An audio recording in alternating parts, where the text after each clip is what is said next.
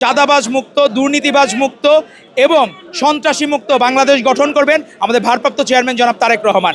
কোনোদিন আপনি শুনছেন ফ্যাসিস্ট হাসিনা এত বড় মহা হত্যাযজ্ঞ চালিয়েও একবারও সরি বলেন নাই। সকল ইসলামিক দলের মুনাফিকি এগুলো বুড়িগঙ্গার জলে যেয়ে পড়বে, ষড়যন্ত্র আর টিকবে না। ভারপ্রাপ্ত চেয়ারম্যান জনাব তারেক রহমান উনি শুধু বিএনপির প্রতিনিধিত্ব করেন না, সকল রাজনৈতিক দলের প্রতিনিধিত্ব করেন।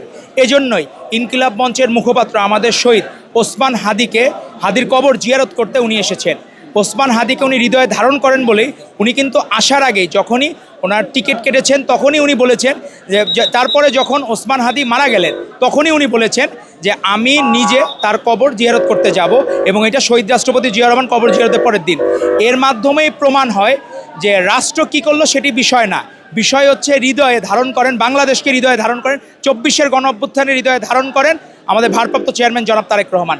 হাজার হাজার মাইল দূরে থেকে উনি ঠিক যে এক অদৃশ্য ছোঁয়ায় বাংলাদেশের মানুষকে যেভাবে উজ্জীবিত করেছিলেন, এবং 5ই আগস্ট যেখানে লীগের লোক ওবায়দুল কাদেরের মতো ফ্যাসিস্টরাও ধারণা করেছিল লাখ লাখ লোক মারা যাবে, 10 লাখ লোক মারা যাবে, কিন্তু সেই জায়গায় 10 লাখ লোক মারা যেতে 10 জন লোকও মারা যায় না, শুধুমাত্র তারেক রহমানের বিরচিত ভূমিকার কারণে। তারেক রহমান বলেছিলেন যদি বিজয়ীর হাতে পরাজিতরা নিরাপদ থাকে তাহলে সেই বিজয় মহিমান্বিত হয়।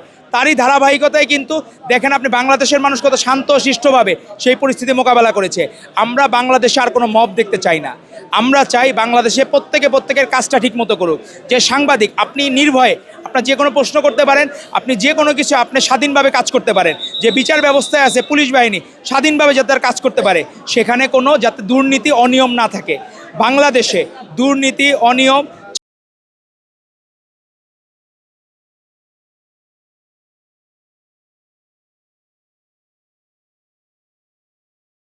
চাঁদাবাজ মুক্ত, দুর্নীতিবাজ মুক্ত এবং সন্ত্রাসী মুক্ত বাংলাদেশ গঠন করবেন আমাদের ভারপ্রাপ্ত চেয়ারম্যান জনাব তারেক রহমান। সে লক্ষ্যেই আজকে হাদিকে শ্রদ্ধা জানানোর মাধ্যমে উনি প্রমাণ করলেন যে উনি সারা বাংলাদেশের সকল রাজনৈতিক দলের অভিভাবক।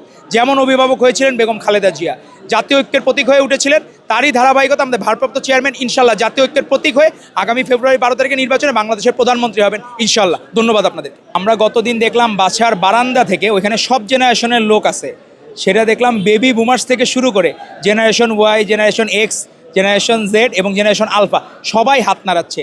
তো উনি শুধু এই সাবেক যে প্রজন্ম সেই প্রজন্ম না, উনি সকল প্রজন্মকে ধারণ করেন। এই প্রজন্মের নাম হবে তারেক জেনারেশন, যে জেনারেশনের মধ্যে সকল ভোটাররা ইনক্লুডেড। এবং উনি যে সকলের গার্জিয়ান উনি প্রমাণ করেছেন গতকাল দুঃখ প্রকাশ করে। উনি বাংলাদেশ জাতীয়তাবাদীর পক্ষ থেকে সাধারণ মানুষের দুর্ভোগের জন্য উনি দুঃখ প্রকাশ করেছেন। কোনোদিন আপনি শুনছেন ফ্যাসিস্ট হাসিনা এত বড় মহা হত্যাযজ্ঞ চালিয়েও একবারও সরি বলেন নাই, কিন্তু দেখেন সামান্য নাগরিকদের কষ্ট হবে তার জন্য তারেক রহমান সরি বলেছেন। তো এখানেই মহিমান্বিত আমাদের নেতা তারেক রহমান, এবং তার এই মহিমান্বিত ভূমিকার কারণেই বাংলাদেশের মানুষ ভোট বিপ্লবের মাধ্যমে প্রমাণ করবে সকল ইসলামিক দলের মুনাফিকি এগুলো বুড়িগঙ্গার জলে যেয়ে পড়বে, ষড়যন্ত্র আর টিকবে না। কারণ মানুষের হৃদয়ে জায়গা করে নিয়েছেন আমাদের ভারপ্রাপ্ত চেয়ারম্যান জনাব তারেক রহমান, যেমনটি ধারণ করেছেন বেগম খালেদা জিয়া 91 সালে।